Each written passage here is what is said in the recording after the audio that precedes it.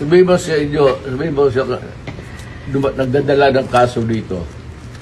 Sir, wagan mo sila, sabihin mo. Ano ba to?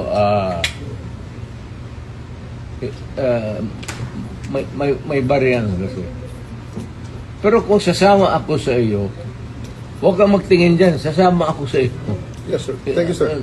Total, Maraming salamat, sir. nandito naman tayo sa government facility. Yes, So, escape is not a problem. Impossible dream. Thank you, sir.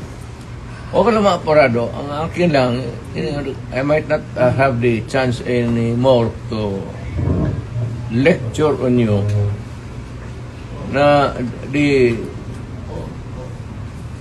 serious implications nito. Yes, sir.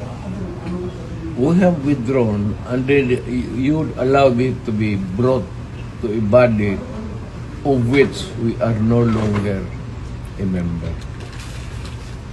Isa yan. Kaya sabihin mo din sa prosecutor, sabi ni Mayor, kindly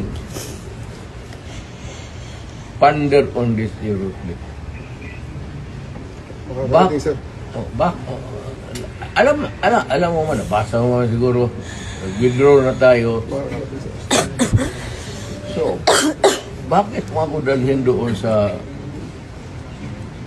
international body na hindi tayo membro? Kung balang araw,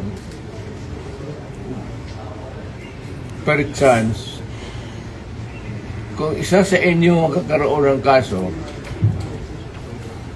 at joking ko yung mga politika to, ay, alam mo naman politika ito. Sabi ko siguro, doon hatakin mo yan doon sa maligayahan kayo niyan. I'm reminding you, not because I want to, I'm not berating you actually. I'm giving you a lecture na ponder on it seriously because magkakaroon ito ng implication. Una-una, I don't know about, but my family, lalo na si Vice President, if ikaw bukas mag-presidente yan, was-was tayong lahat dito. Or on a longer